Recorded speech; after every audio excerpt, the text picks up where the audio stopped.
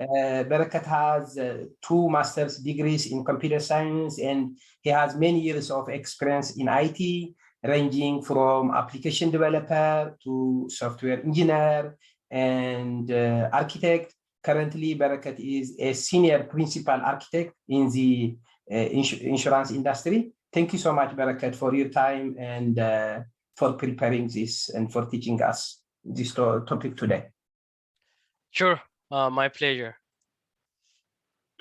So, like Dr. Fasaha mentioned earlier, yeah, my experience is most of it on the .NET applications, and the past 6 years, more of focusing on the cloud architecture, and recently a little bit engaging in the high level enterprise level architecture.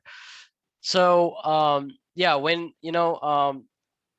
I was told to prepare on the cloud computing, I kind of decided first to look at the high level or the general cloud services, because cloud computing is one part of the cloud services that we get from the cloud providers. So as you all know, like cloud service refers to a wide range of service provided to companies or individuals via internet. So so it could be computing, it could be storage, it could be security, sometimes it could also be monitoring and so on, right? So I'll just cover the high level, and then specifically maybe touch on the cloud computing part. So today what I'm planning to cover is first just set the kind of the understanding among us, what do we mean by cloud services, and when do we call a given a service it's cloud based versus not, right? So some context and definition, and then we'll see different types of cloud services, and why do we need them, right? These days a lot of companies are migrating to to the cloud, and we'll try to see and cover what are the main driving forces for companies to migrate to the cloud. The other one that I plan to cover in this discussion is we have so many resources in the cloud, starting from the infrastructure, the hardware, then we have just the software, which is we call it SaaS. So I'll try to cover what are the high level components that we get from the cloud offering, and also using those components, I'll try to cover the high level architecture. Like this is the enterprise level architecture, but it will give you like an idea where we use those different cloud services or components. And then finally I'll try to demo how we can create resources using Azure portal, and then we'll have maybe a question and answer session. All right, so when we start from the context or definition, right, the main or key things that you need to look into is a service provided via internet, plus that service is provided by somebody else, right? For now, let's just call it like a company, right? Any company. So one definition or context in terms of cloud services is that like gaining computational power, increasing storage size, it could be security and so on, by leveraging remotely available servers via the internet owned by another company. That's the key. You get those services via not a physical infrastructure, if it is infrastructure, or an application, it's via internet. and those resources and applications are owned by another company, which also known as cloud service providers. We'll look into it in a bit. Another definition that I would put here is that accessing complicated and domain specific applications. So let's say you are a company in health industry, and you don't want to, like, for example, spend time building an HR system, right? You just want to get that service from somebody else, from another company, and that could be offered as a cloud service. So HR system, it could be like customer management system, like the one that we get from Salesforce, and still via the internet, right? The third definition that I would like to mention here is that the practice of using a network of remote servers hosted on the internet to store, manage, and process data. So all of this, they have like the same kind of context from context perspective, because if you see, all of those services are provided via internet. So the first one was like focusing more of like hardware kind of thing, like the server and the storage devices, hard disk and whatnot.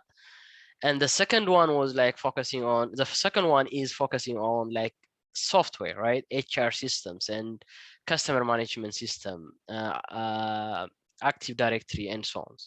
And the third one is kind of the same as the second one, but more of like providing some sophisticated kind of applications like modeling, right? Machine learning, artificial intelligence, things like that. So it's not just the computational, but also the algorithms and all that could also be provided as a service. And all of this, we can consider them as cloud services. So next, I would like to first, high level touch on what used to be, and still some companies are on premise. So I'll try to see what's on premises and what is on cloud. Where is the real distinction, and later on we'll see why do we want to have those, right? So when we say on premise, right, let's say I just have one fictitious company. Let's call like Axum furniture company, right?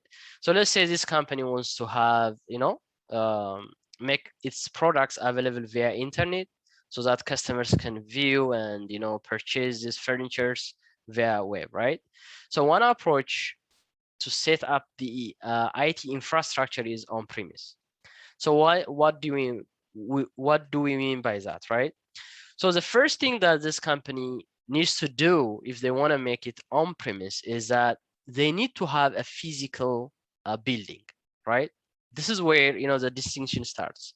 They need to have a physical building where they will set up like the ACs and so on, right? And then they need to buy the servers, right? And buy like storage devices, and they need to have the networking setup, okay, the Ethernet and all that. And then they need to also set up the security infrastructure in terms of like the firewall, routers, and so on. And finally, they will build the application, which is the web app in this case, to display their for online retail, right? So they have to build the application and then finally deploy it to the server, and then make it available to their customers. So this is what is required for a given company to make their application available to their customers.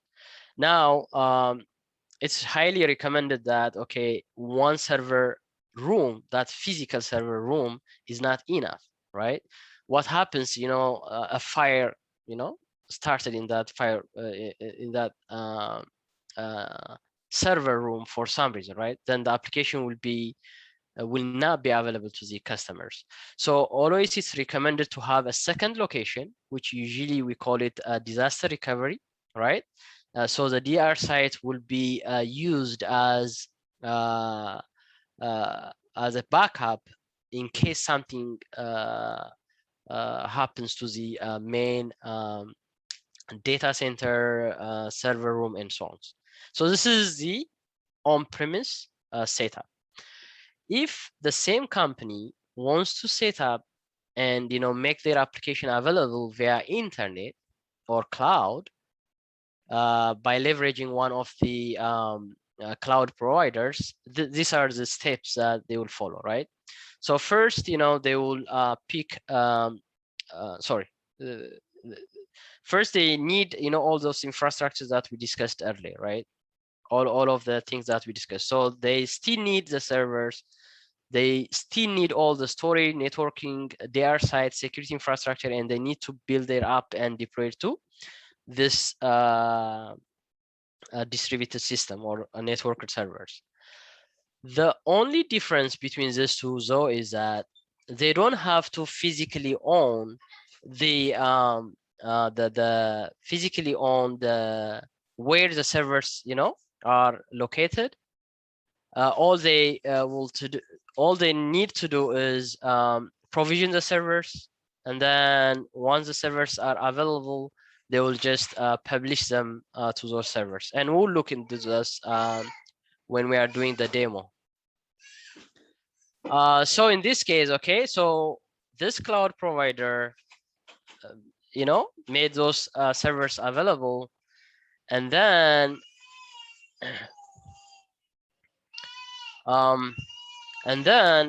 our users will just access the application. So in this setup, you can see that all we did is, okay, we all the company needs to do is build their application, package the artifacts, and hand it over to the server provider, the cloud provider, and the cloud provider will take care of how to do security patching and all that. But I'll describe certain settled differences in different cloud service offerings, like PaaS, IaaS, and SaaS. So I'll get into that. But this is the difference. So you pick your service providers, like it could be Microsoft, could be Amazon, IBM, Google, and then once you pick your service provider, you just provision your server and deploy your application. Before I move on to the next slide, any question on this one? Kind of think this is the core, so I can take one or two questions before I move on to the next one. All right, let me. So there are different types of cloud services.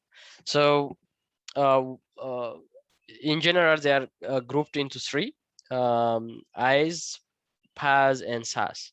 So infrastructure as a service is the case where a company just wants to have the physical servers, not the operating system, not any security related softwares, nothing. They just, if I just want to have the physical servers from Microsoft, Google, Amazon, IBM, whichever the service providers are I picked, I will just get the physical servers, and I will be responsible to deploy whatever or install whatever operating system that I need, and I will be responsible to take care of the security patching and any performance tuning and so on.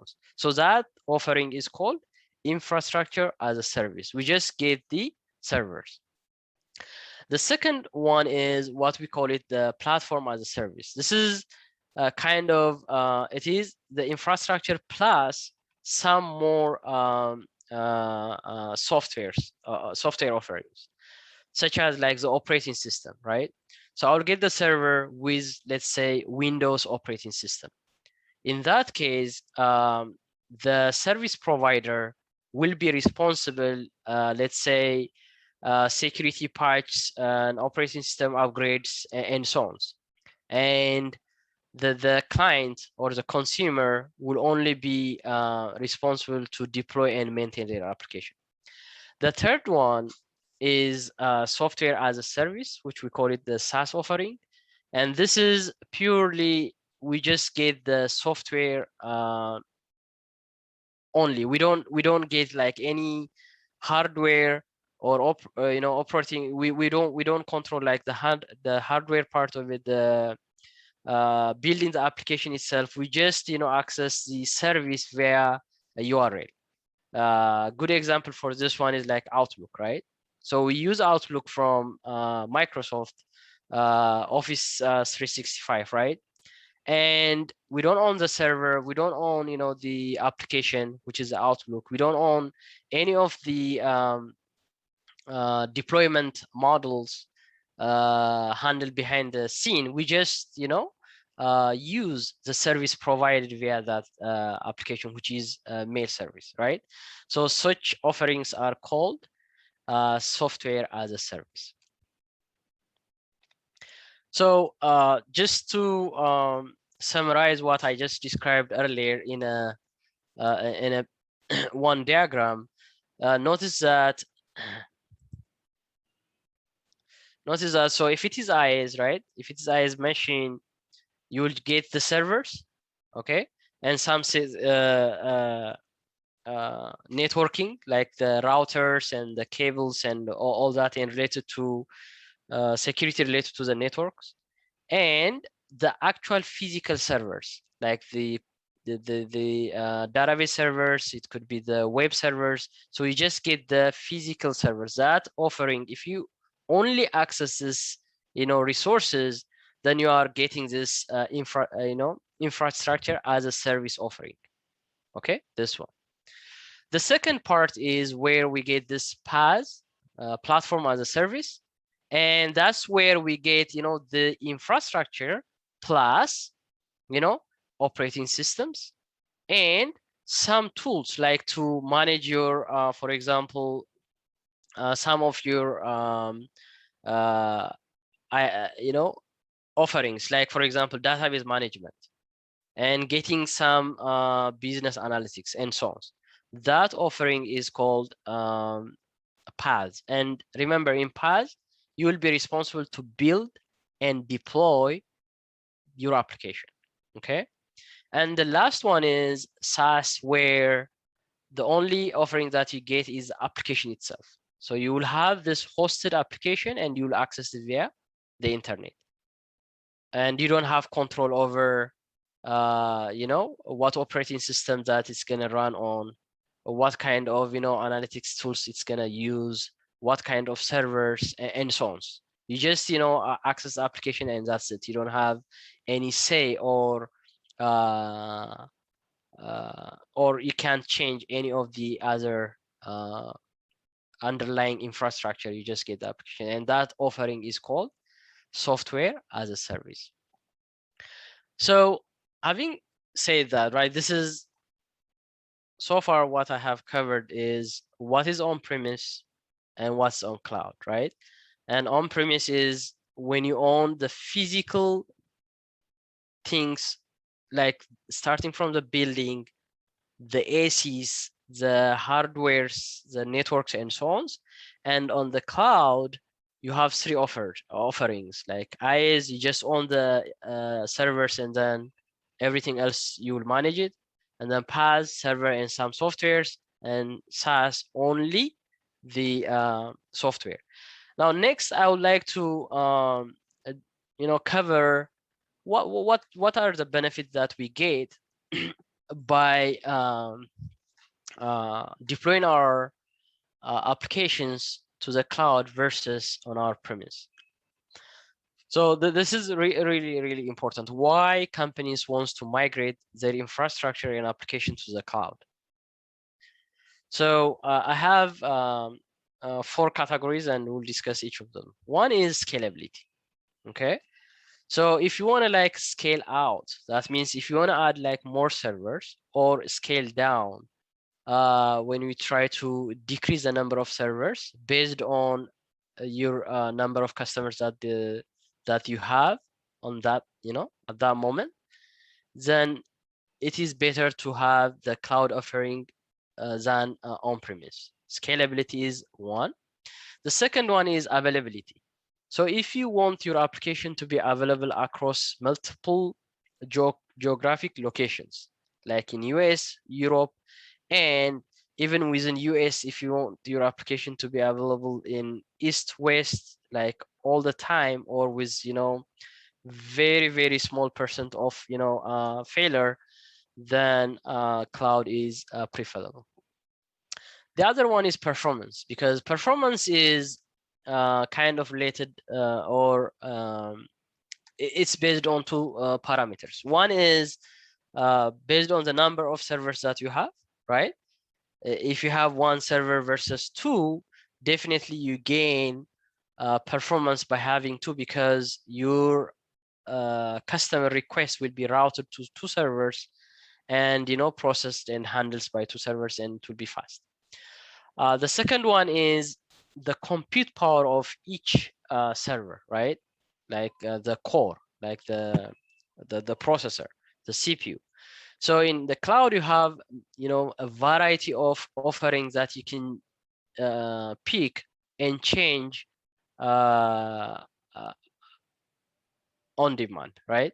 So whenever you want to change it, it's just like one button click away. The other one is disaster recovery, and the last one, which I would focus, is the key is cost reduction.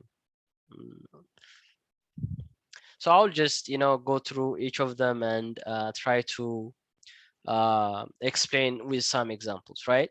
So let's say, for example, I mentioned earlier one fictitious company, right? The Axum Furnitures, right? This is our example project where it offers its infrastructure as furnitures via internet, right? So let's say the users, got doubled or tripled due to unseen circumstances. Let's take COVID as an example, right? Nobody predicted that COVID will be a reality, right? So whenever that after that we all know that everybody starts to work from home, and that means most employees needs a formal like desk and chair and some kind of furnitures, and you would expect that more customers would visit our company, Axum Furnitures, right? So two use cases, right? If the Axum Furnitures were deployed on premise, right? How would they handle this situation? All of a sudden, the number of users doubled, and they kind of like, or tripled, right? They kind of planned, if let's assume that the number of customers that were visiting the company's website were, let's say, 1 million, and now it jumps to 2 million, right? So they might have planned, to have extra servers, to serve maybe like 200, 300,000 customers per day. But definitely the servers that they have is not gonna serve, 2 million per day. So the only options that they have is they have to order, new servers, and it needs to be delivered. They have to configure it, right? Possibly they might need to renew their licenses, software licenses, and so on. And this takes time, right? So the delivery, the setup, and so on. So they're gonna lose, customers. The second one is a case where if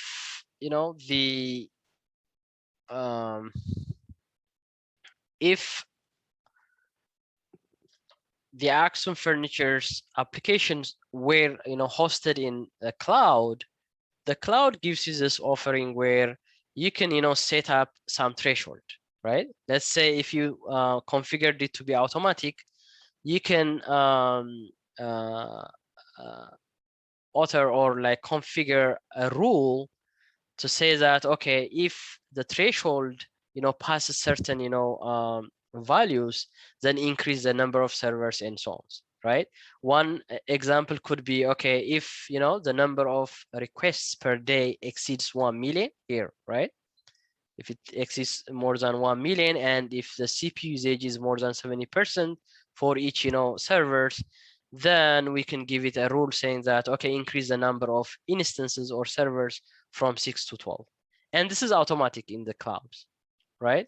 So we don't have, this is the our fictitious, company, Axum Furnitures, is not gonna lose any customers, and it will just, bump up its servers, and it will serve the customers, and maximize its profits. So when it is on the cloud, scalability is one of the benefits that we gain. The other one is, let's say, what if after we increase the servers 6 to 12, and for some reason the number of requests per day decreases or became to be like less than 1 million, right? In that case, automatically we can give it a rule that, okay, now drop it from, scale it down from 12 server to 6, and automatically those 6 servers will be deprovisioned, and we only pay for 6 servers. So that's one of the benefits of cloud scalability. The second one is, I kind of touched this one earlier, is availability, right? High availability.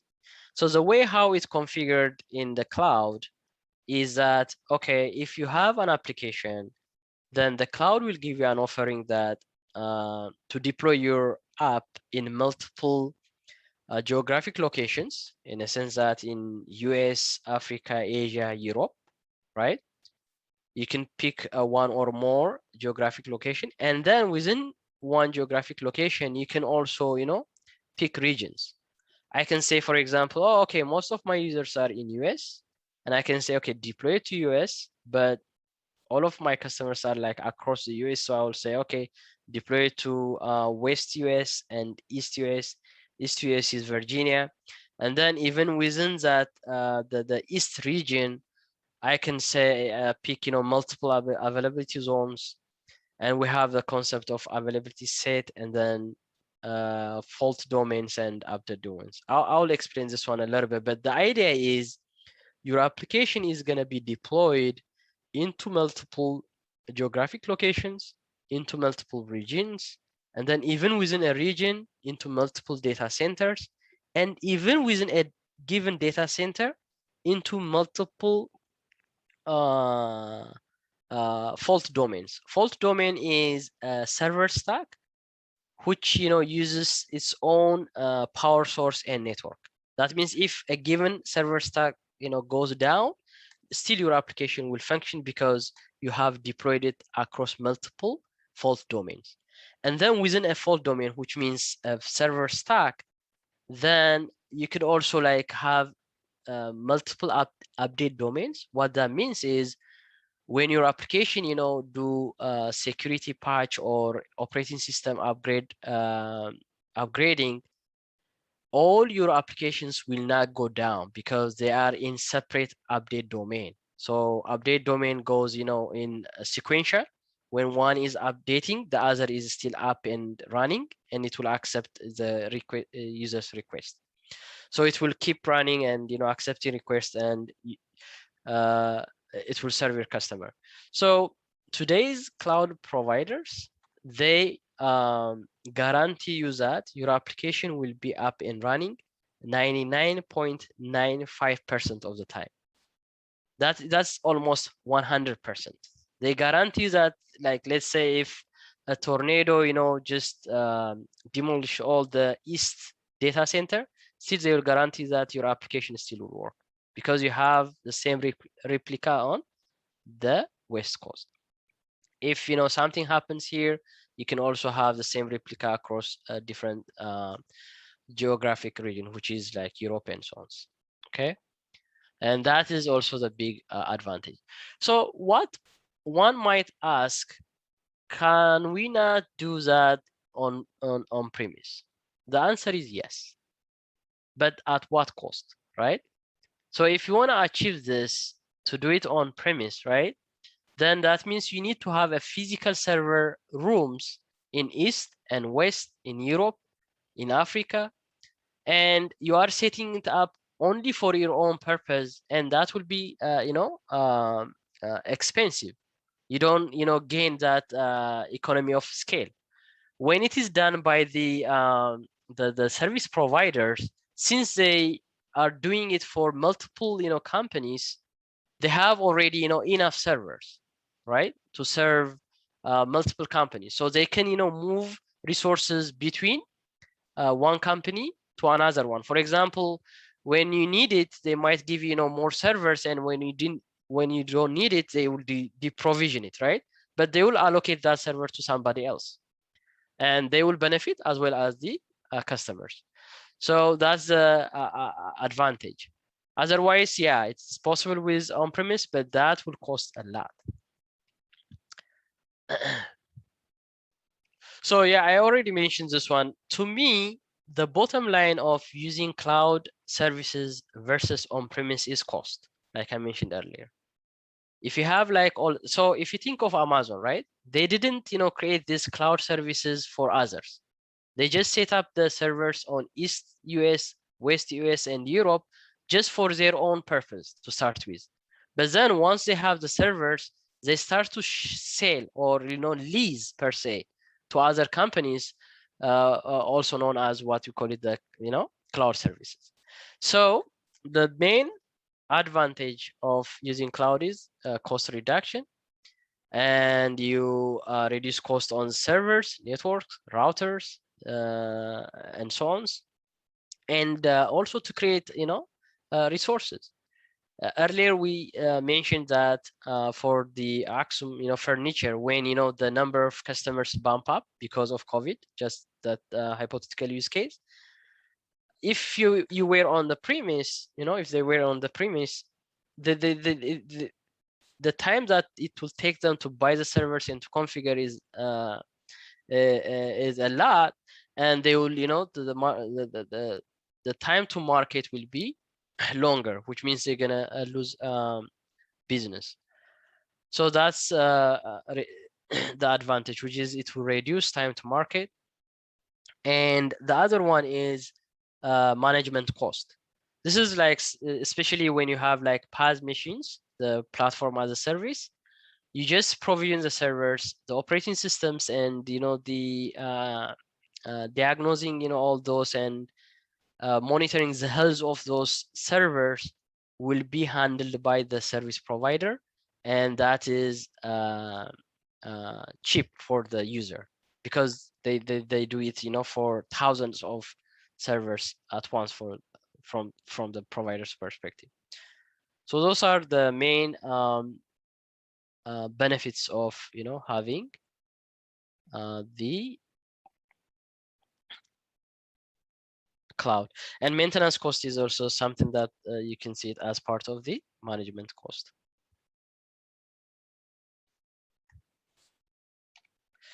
So having said that, let's see what are the high level components of the cloud services. So we have a set of cloud services for a compute, right? Let's say you have a big data that you want to compute, and the servers that you have on premise might not be enough to handle that load in terms of the data size, right? One thing that you could do is you just provision a server on the cloud, and then upload your data and process it there. So such services are called or categorized as compute. These are like Azure Functions, Azure Batch, Azure App Services, and the VM itself, because you are taking advantage of their CPUs and RAM. So it's is considered as compute. The other one is networking, right? So when you provision the servers from one of the cloud providers, you are not gonna worry about, you know, the VPN gateway, the express route. That means how the data is gonna be you know, will go back and forth between US and Europe, for example, right? Those are the express routes or the dedicated cables, right? You don't care about the load balancer, how your request, the customer request is, you know, routed to different instances. So all those are handled by the cloud provider, and those are categorized under networking. The other one is security, like Azure firewalls, Key Vault, application gateway. All this will also be handled by the cloud providers. Integration, like the Azure Logic apps, Azure Event Grids, Service Bus, are also some of the cloud services that we can use whenever we need integration layer in our enterprise architecture. Storage is a main one, right? So if you have a huge data, one option is, you know, to create your own data center on premise. But these days, a lot of companies are taking advantage of blob storage, which is cheap, and it, you know, stores terabytes of data for fractions of cents per day. So storage is another service or service offerings that we get from cloud providers.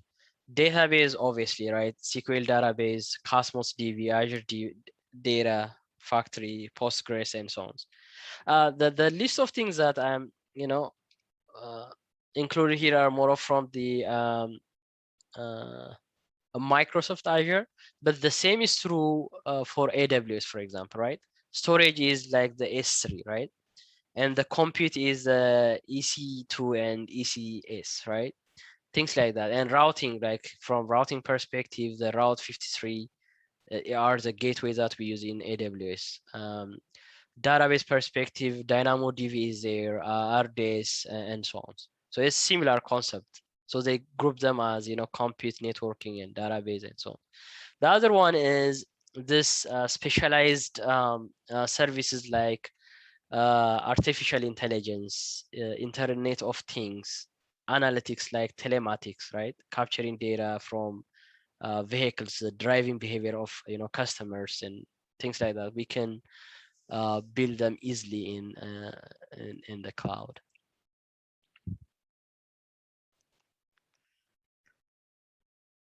Let me give a chance for question. Any question before I proceed to the next one?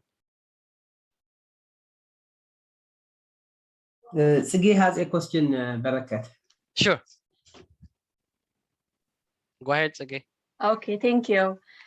So I understand the premise and the cloud, the difference between them. But when you explain the example like Aksum furniture, so yes. Furniture is like, you know, chair, in my mind, chair, table. So what do they need, this furniture company, to use this cloud? Is it advertising? Is it marketing? Or for what purposes they are using this cloud service? Good question, right? So yeah, so that is fulfillment, right? So first, they need a website. Like if you take Amazon, right? So you go to Amazon.com and then you say a product and you want to buy a chair, right?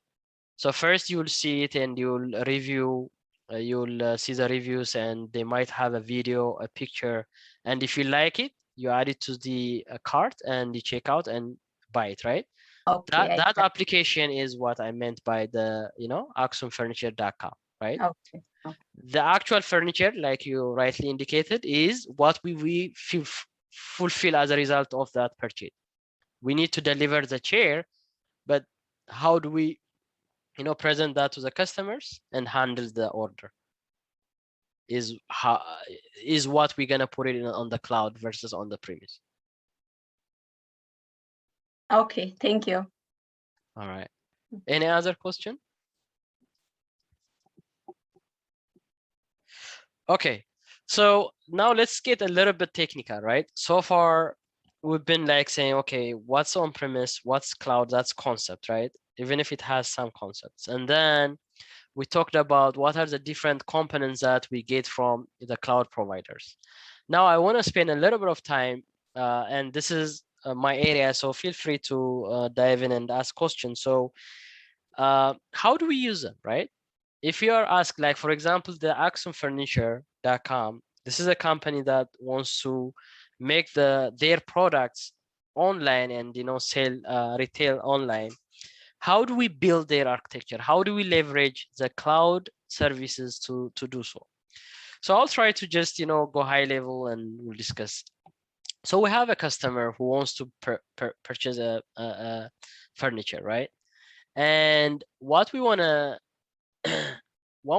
from the company is a way to make that available. We all know that that's a URL, right? So they need to click that and see the page.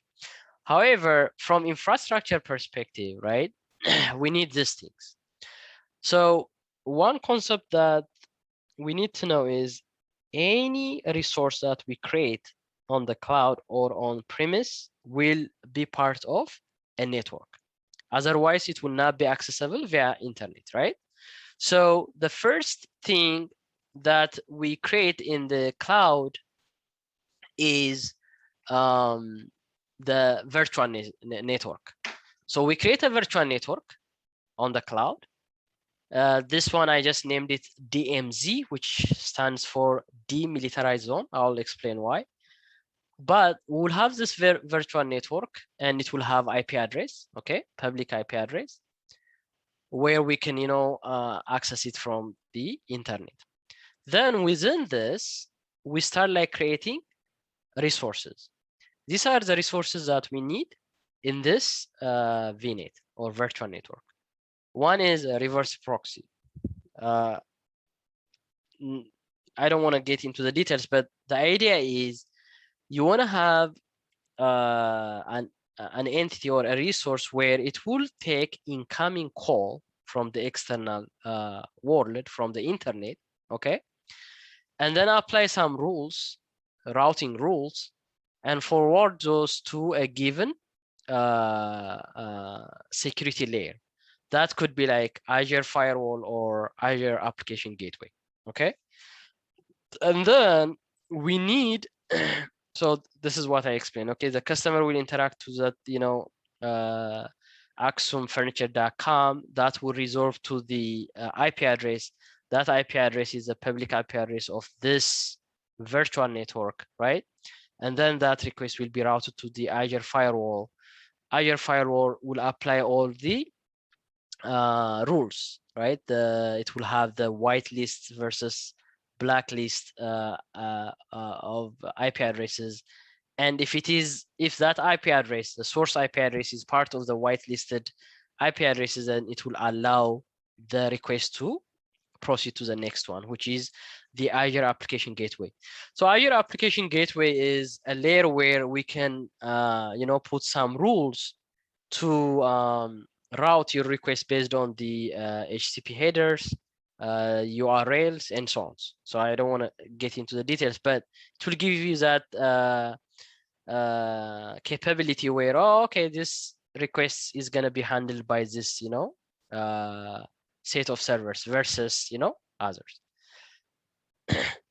Next, you will have another virtual network, mind you. So we have here one virtual network, and then you will have another one, a separate one. I'll explain why. This is for security reasons, okay? You don't want to expose your services, servers, databases, anything to external world directly. No one can access, directly to this VNet, okay? So you'll have a VNet which is locked, okay? It will only allow calls from this virtual network. Like I said earlier, this one has a public IP and it has private. So that IP will be allowed to go into this VNet, okay? So in this VNet, you just provision your servers, app servers, and deploy your web applications. So you will have, one or more instances, definitely, right? And then you need a load balancer to, route the requests to each web app based on the algorithm that we select. Usually we pick the round robin, okay, where the request will go to each in round, like it will go to the first one, second, and third, and then all of your applications will access the database. In real world, okay, the database is not even recommended to be part of this VNet, okay? You need to create another virtual network where you will put your database. Sometimes it is a must. For example, if you work for government offices, they don't allow you to have both in one because they want to even, you know, further reduce the risk. So if someone breach this network and reach to this VNet, then they can access the application but not the data. So you will have another VNet and put it there. But just for simplicity, I just put them there. And then your database and other services, right? You might, for example, have, you know, other services. And like I mentioned earlier, right, for disaster recovery, you need to create the same exact replica of this one on a different region. So this is East, so you'll have exactly the same on a West Coast or Central US based on the demography of your users.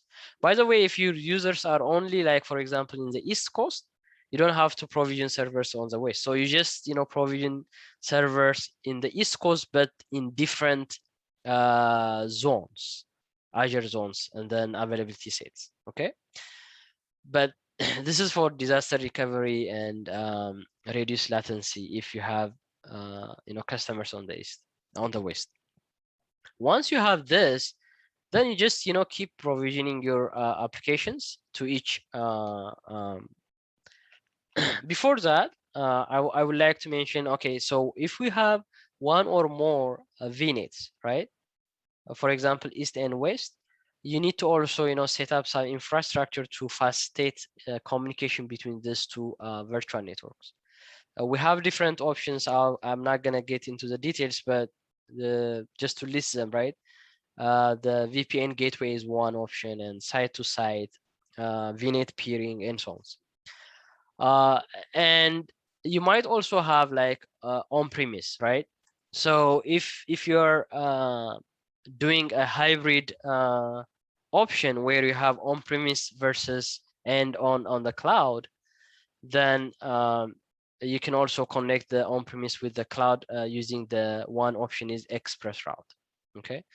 And then, you know, whenever you keep adding Azure services, you just keep adding to those VNets, blob storage, and, you know, for example, and Redis cache for caching purpose, service bus for event-driven architecture, and event grid, and so on, right? Azure AD for Active Directory and role-based access, and so on. So this is how you set up high level. I mean, there are a lot of details, but high level, this is what it looks like when you look at the enterprise architecture. Any question before I move on?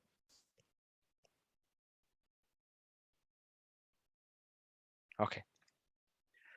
So next, I'll try to demo, you know, creating resources. How do we handle that from Azure DevOps, the Azure portal? How do we create VMs? How do we configure, for example, the security features? There are different ways of, you know, configuring security. One is in network security group, NSG, and there are firewalls, application gateway, and so on. How do we set up auto scaling and and others? One concept that I would like to share with you is that when we set up resources in the cloud, right? I think there is this concept, tenant, subscription, and security group. Resource group. What that means is you have an enterprise, which is the Axum Furnitures, right? That's my enterprise. That's the company. That would be, you know, considered as a tenant in from the cloud provider's perspective. And then this tenant will have subscriptions, one or more subscriptions.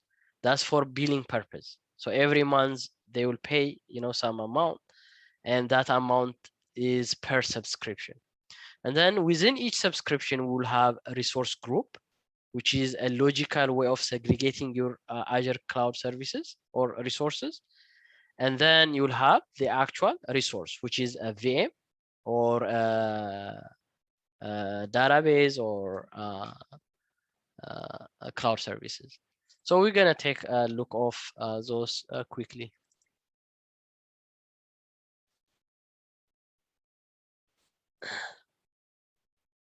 Dr. Fusa, we are not doing good on the time. Should I proceed or? Yes, yeah, because we started at 8:10, I think. So we can take up to 15 minutes, and it is good also if you have time at the end also if we have a Q&A session. So okay, you're good. Go ahead, please. Sure, thank you. So let's do some practical examples, right? So let's say I wanna let me see if I can do. I haven't even tried it. I was about to try this, but the time was not with me. So I'll just create a new project, right, in Visual Studio using C#. So and then I'll try to deploy that to Azure. So you can see here that from View I opened the Cloud Explorer. Okay. Barakat, we see the Google slides, the PowerPoint slides. Oh, okay. Let me share. I think I'm sharing the app then. Okay. I'll stop. Can you guys see the Visual Studio now? Not yet. Better to share the whole screen, or? Yeah, I think better to share. Okay, I'll do that. I think I shared the app, not the desktop. Okay, I'll do that. Let me do that. Yeah. Okay, share.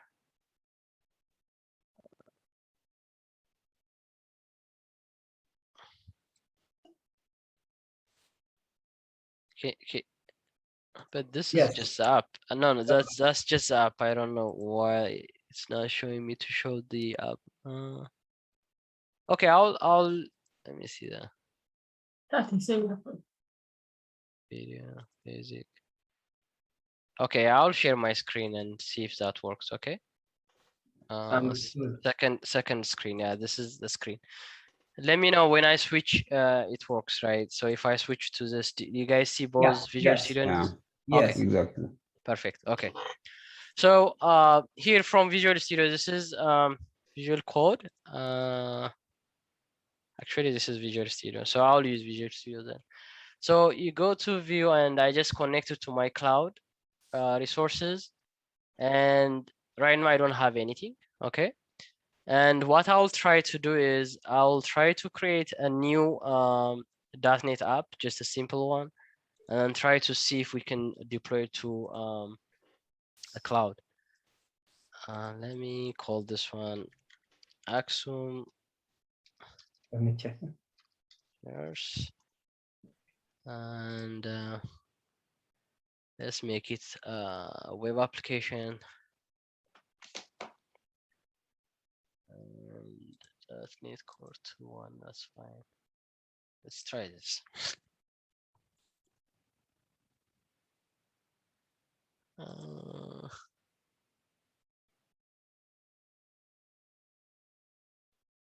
What happened?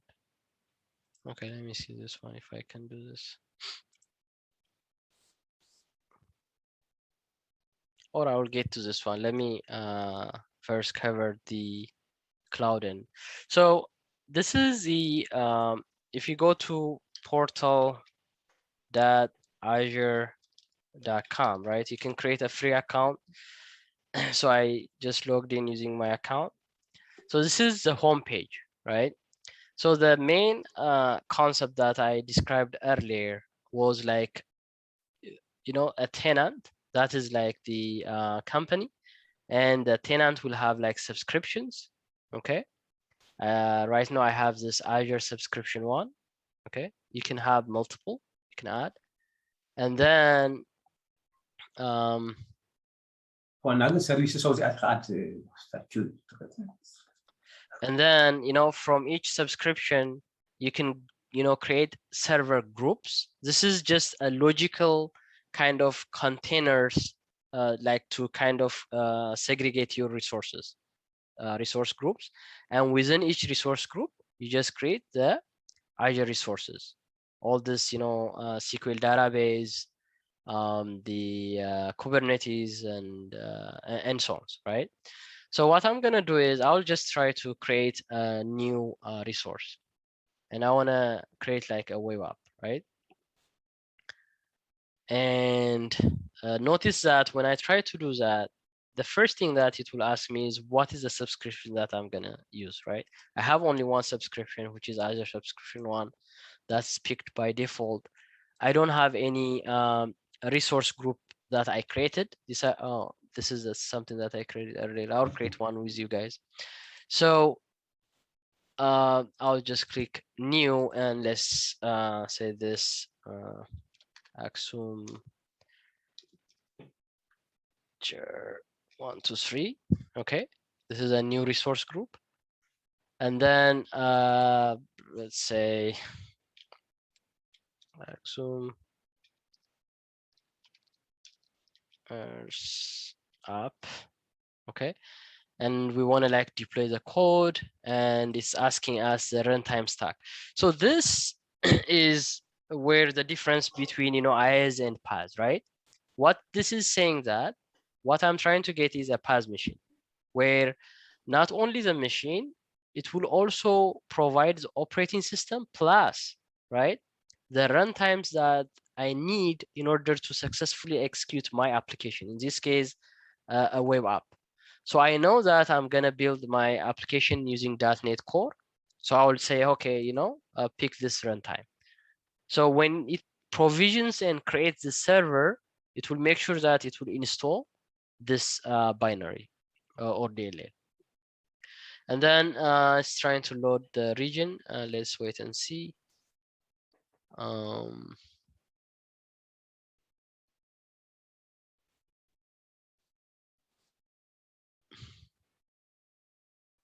Usually this is fast. I don't know why. Yeah. So now the region that we talked about is here, right? So you have so many options to pick from or choose from where you want to deploy this app, your web application. Like I said, if your customers, demography is in one region, let's say East US, West US, or East Europe, and so on, you can pick one. Let's pick East US for now. And based on my subscription, it doesn't give me the option to select to make it geo redundant. But you can also make it, geo redundant. Not just East US. You can also deploy it to other regions. And Windows plan. Let me see what option I'll pick. I already picked the school, which is the server side, the free one. This is the smallest. And let's see how this goes.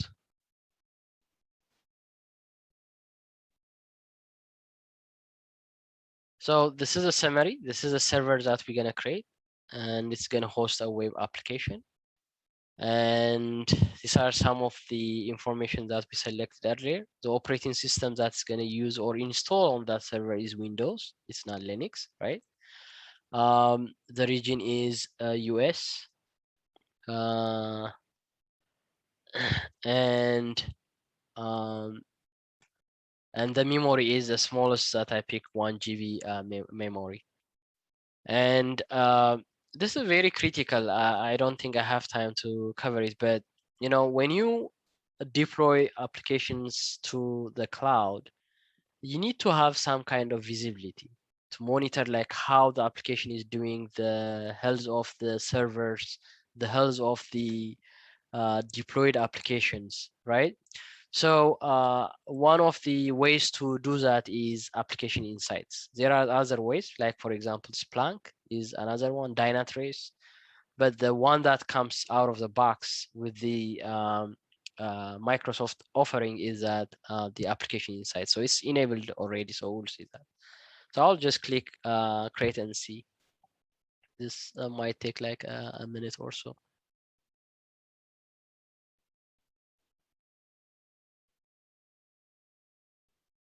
Yeah, while this one is doing, let me see why I am not able to create an application here.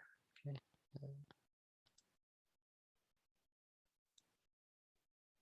So debugging is also the life of developers, right? That is right. Yeah. That takes most of my time. Yeah, let me try why.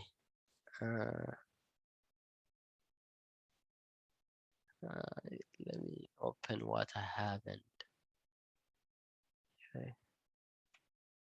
Can open this, and if it works out, be perfect. But let me see. Solution.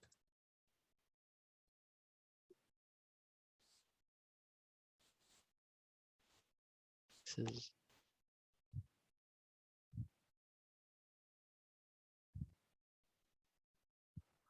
all right. So we'll try to.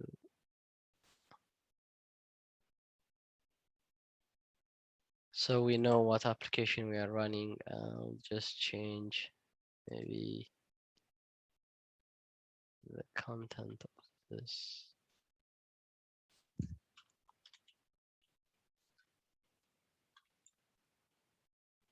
So guys, many of the concepts that Barakat is covering are applicable in any point, also in any point platform, because it is a cloud service. So this is to help you understand the different concepts out there. Some of them maybe you may not understand them. You may need to read to catch up.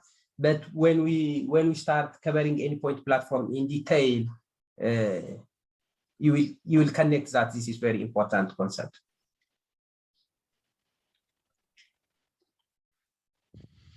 Yeah, that's true, right? So this is infrastructure, right? So we are creating infrastructure, and the application can in this case, though, like in the case of MuleSoft, it's a little bit of different because MuleSoft, provides its own cloud offering, right? So your MuleSoft app might not directly be deployed to Azure offerings unless you are using like containerized apps like the RTF, right? The runtime fabric.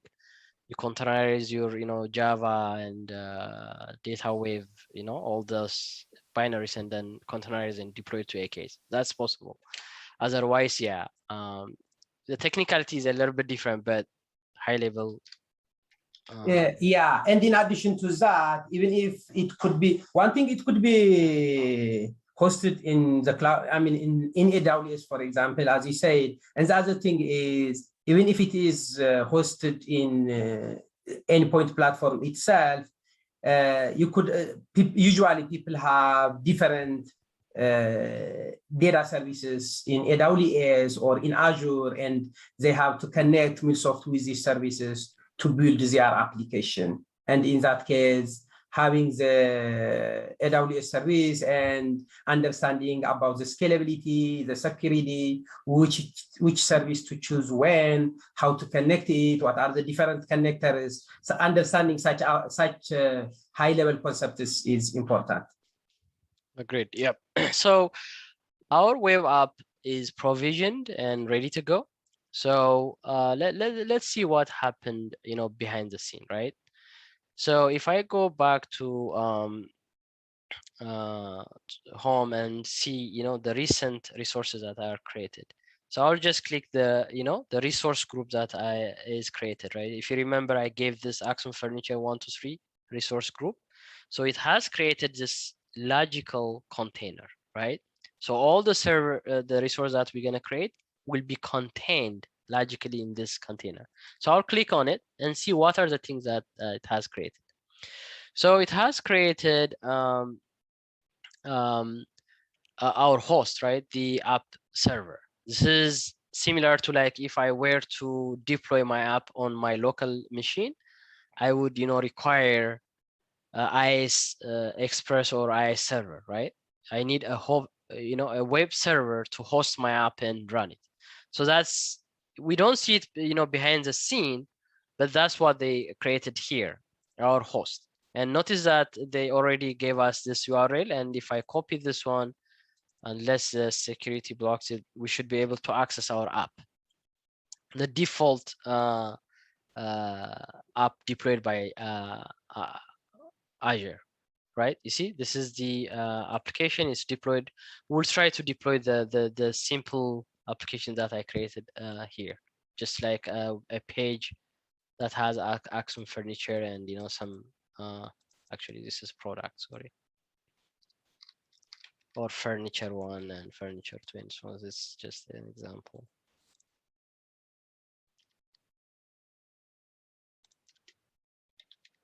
We can be fancy too, right? Like the font size could be like a little bit of 24 maybe. I don't know.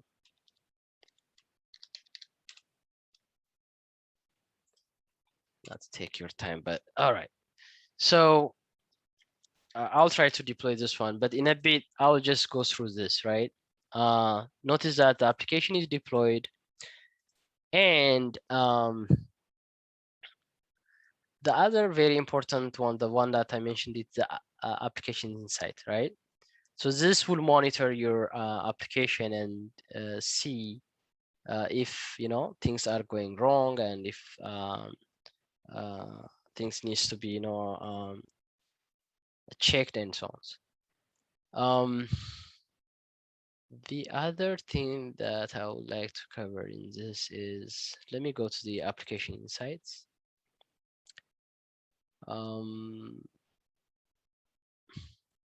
Yeah, we are not gonna see anything because in your application, you need to configure this one. So they have this key called application insights key. So you need, it's called instrumentation key. So you have to use that key and add it in your app when you log any health check and any exception related logging. If you see here, the health check is not configured, and that's one step that you need to do, getting the key and add it to your app. But other than that, you know, the application is up and running. We just hit, you know, the server, and we are getting this. If I go back to the home and resource group, so I have the app insight, and I have the actual server. This is a physical server, that the server that hosts the application. They don't have any details here. It could be because, oh, okay, it's loading. So remember, when we provision the server, we mentioned that it's gonna have like Windows operating system, right? That's what we see here. So this server has you know, Windows operating system installed on it, and the status is it's ready and running, and it is in the East US. And this is a plan that we picked. It shows, you know, F1 means the free version, and along with it comes the size of the server, you know, the compute power and so on. All right, so if I go back here to my Visual Studio, before that, any question high level here? Just high level concepts, what we did and what has, you know, provisioned. Yeah, Barakat, there is one question. So it says, so when we are deploying projects, do we usually use platform as a service? It says, so from my experience, I have worked with different in different scopes, but they were usually as with software as a service and platform as a service. Is the infrastructure as a service also common? Yeah, you can do infrastructure as a service as well. For example, let's say when I do like this architecture, right? Sometimes I use IaaS, infrastructure as a service, only if there is an app that I want to deploy, which requires a custom step. For example, there is a tool called Database. Okay, it's a third-party system. The way it's built using C++. The way how you configure and deploy that system is manual. It's like full of manual steps. You have to like create a folder, and you have to create the, this file called abc.txt and so on, right? They have this list of things that you need to do. So in such scenarios, it's better to pick IaaS, right? Offering. So you just get the server and you manually deploy and configure your application. Because if you took the route of PaaS, it will complicate your CI/CD process, because it has so many custom steps. Because if it is PaaS, it's very simple. We'll see like how to create CI/CD, the continuous integration and continuous delivery pipelines.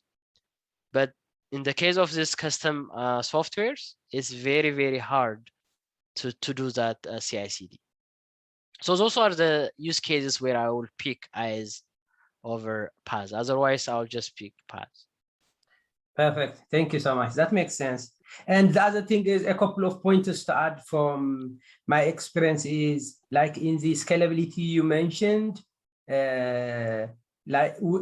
we use in AWS, usually there are even checkboxes. You specify the range of the instances that you want from minimum to maximum. It can be from 10 to 42, for example.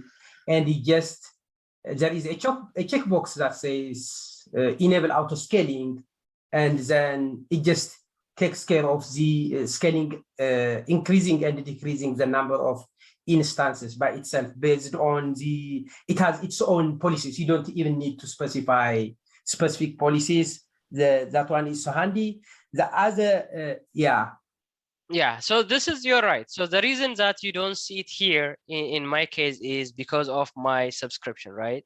So it didn't give me the offer of, selecting multiple regions. Whenever they give you multiple regions, first you need to set, a multiple availability set. That the number of instances, you have to set it to minimum of 2 in order to enable auto scaling. Okay. So, but you are right. That is one of the things that we discussed here, right? When you do the scaling offering, scalability, you just set the rules, like increase the number of instances from 6 to 12 whenever the CPU is, for example, more than 70%, or if the, request X is 1%. And that's perfect, because PaaS allows that, but IaaS, you can do it, but it's tricky. But it's possible though.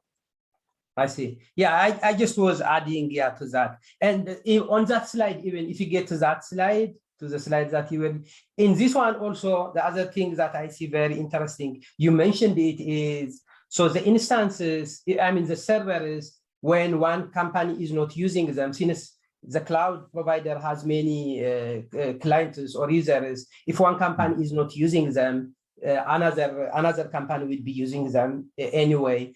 And there is what is called on-demand instances and spot instances. So the on-demand are expensive and they are available there at any time for you, whereas the spot instances are in transition. Like one company was using them, they had many users. Now it is scaling down, so there are 3 servers. In the meantime, until another on-demand company probably uses them, they will be available for auction. So they are usually cheaper. The price is much cheaper, and you specify the price that you want to enter into the auction. They are cheaper, but usually also, if there is another company, another user who is willing to pay higher price, these instances can go away. That usually happens to us. Our data gets lost, even if they are cheaper. Since they are on spot, they can get lost, the data can get lost, but usually they are cheaper. And the idea is really nice, because they are making sure they are trying to optimize their servers and making sure that they are being used at any time, even if there is a short transition time. Correct. I didn't get into the details, but there are a lot of offerings. Like for example, the Lambda in AWS or Azure Functions, the serverless, right? The idea is you use it, you pay, and the servers will be deprovisioned as soon as you stop using the compute. So it's like they spin the servers as soon as you start using them. So there are those offerings as well, like serverless offerings. There are for the cheapest is what we call it, pay upfront. So if you know how many cloud resources that you can set a code so that Azure will optimize. They have to run some machine learning and all that. They just understand your usage pattern, and they exactly allocate those servers, and you pay the money upfront, and it's cheap because you don't surprise them, right? For example, if you enable auto scale, and for that you will pay monthly, right? Let's say $50, right? But as soon as this threshold hits, they are obligated to increase the servers from 6 to 12 no matter what. They have to do it. So because of that, they will just charge you upfront a little bit higher, cheaper compared to setting the servers all the time, but higher compared to paying upfront. So there are a lot of different offerings, but the idea is you can do it on demand, right? When it is on the cloud versus on the prem. Okay. Good one, Dr. Fish. Any other questions? Yes. Go ahead. Okay. Does the Azure when someone creates an account on Azure, does it have a free tier, and how can we use that free tier? Can you please explain for me? Yes, I just did that. So I just created my account, and if you notice, they gave me $200 free. You see here, 200 credits remaining.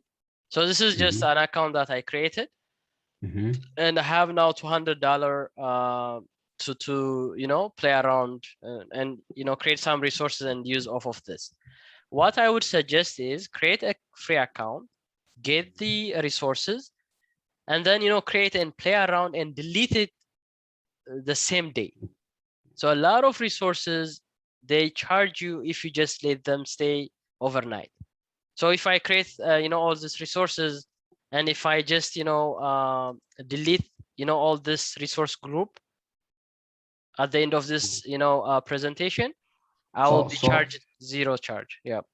So every time when you provision a new resource on the Azure cloud, does it mean that they are going to bill from this credit remaining? Yes. Yes. Okay. That's good. Great. Yeah. So you don't have to touch this because this is not a lot. Like if I provision, one SQL server, it might take half of it. Yeah, maybe if its compute power is bigger. Yeah. So I mean, for example, for this, my compute power is just F1, which is free. So you can also look for the free ones or the cheapest one. But in any case, it's better to delete the resources once you practice with it. How long does it stay, the free account or the free? For 6. So it depends based on the services. It stays 1 year. But some of the services, get expired. I know, for example, the web app expires in 6 months. So it's not like common across all the cloud services. Okay, thank you. One final question, Barakat. So there are cloud services that rely on other cloud services, like for example, they use Azure or AWS, and there is some application. We can think like, for example, Anypoint platform. I think they use AWS. So you deploy using their software. When you deploy to Anypoint platform, is Anypoint platform in this case, is it platform as a service? Because still there are things that you have to customize, including choosing the instances, scaling up and down and all configuration and firewall and so on, or it is SaaS? What is it categorized as? It has both, as far as I know, right? So, for example, the Cloud Hub is completely a PaaS offering, right? And sometimes you can just, in the case of, they might take the resources from AWS. I don't know how it works, but I'll give you one use case, right? So if you wanna like store some data, in the case of, let's say, the sidecar pattern, right, where you will have your main application running in one of the RTF, right, runtime fabric, in the case of containerization in Mule. If you have like a storage that you want to share across this RTF systems, you can say, just, give me this, provision the servers. From our perspective, it's just a checkbox, right, Dr. Fish? It's just like, okay, I need more storage for this RTF, right? But when they provision from AWS, that's a nice offering, because they are just getting servers and use it for those RTFs. But it's hidden from us because that's abstracted out by the Anypoint platform. Right. Yeah. Okay, that makes sense. Thank you. I just saw one question, like, how do we delete the resource? It's easy, right? For example, the good thing about, clapping all the resources in one resource group is you just go to that resource group and then just delete it. Here, delete this resource group. That's it. Every resource that we create under it, like, for example, if I created, let's say, if it allows me to create one resource group here, a database. Database is expensive. Azure function, that's the easy one. Let me create Azure function, and let me use the same resource group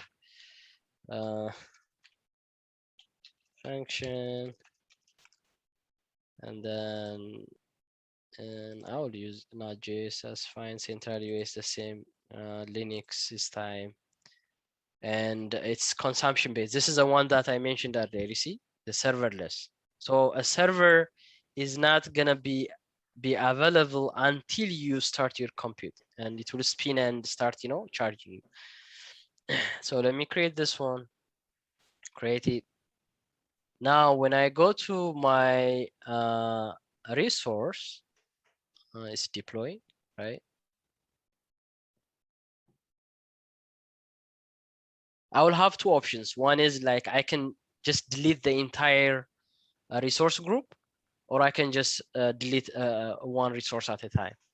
So my Azure functions are being deployed.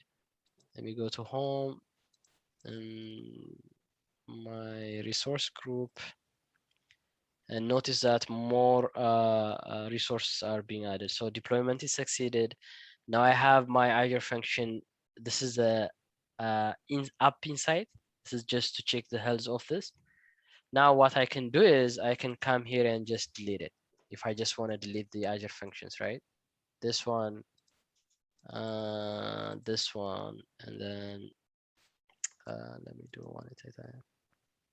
So I'll just delete this one if I want to. Right, and delete. So that means I don't need the or I can just, like, if I want to delete everything, then I just delete the group itself. For now, I just want to, try to deploy. I just want to show you how you can integrate from your app. So I'll just delete the Azure function. Okay. Let me go to my app, right? See if we can deploy this one, this MVC application, publish it. So when you try to publish, and if you are already connected to your cloud account, right, it will give you these options, right? Normally, when you try to deploy, you will have these two options, either to deploy to your local IaaS, or you just, push your artifacts to a file server, FTP, using the FTP protocol, or you just, deploy to a given local, folder you will have your binaries and you'll manually copy it over to your servers. For now, you'll just pick up service.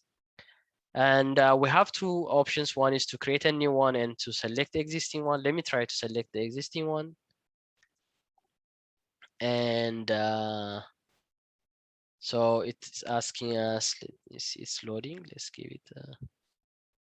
So you see, it has found our app, which is the Axum function furniture app. So I'll pick that one and try to publish.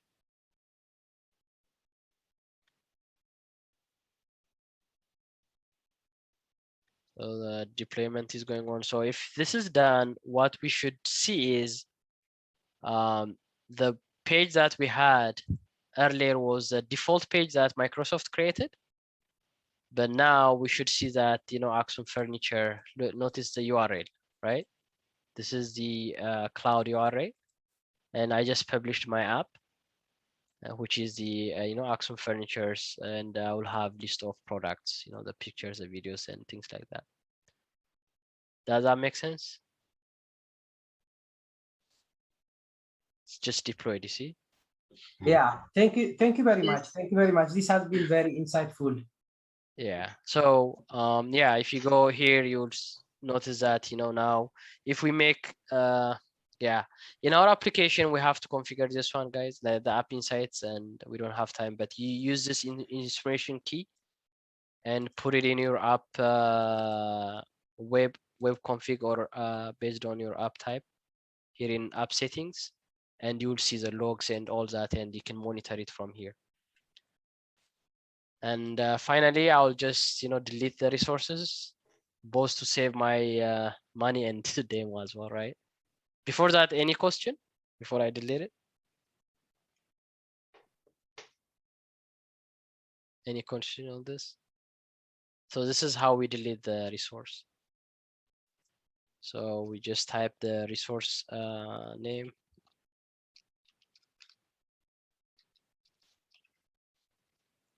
1, 2, 3, right? Sige has a question. Is that a question, Sige? She has raised her hand. Yes. Okay, go ahead, please. Yes. So now we delete it because it's just for the training purpose, right? But normally in the when we use it, so we have to pay for that so that it can stay, or is there something we use it and we delete it? Yeah, so for just practice like this, it's better, you know, you practice with it. For example, I just created an application, right? I deploy it to Azure. And then if I want, I can also practice, you know, creating CI/CD and so on, right? Then it's better to delete it, as otherwise it will eat up all your credit. Okay. But in real time, when we use these services, yeah, it will stay there. Yeah. Yeah. Okay. It will stay there, and you know, earlier it was this, right?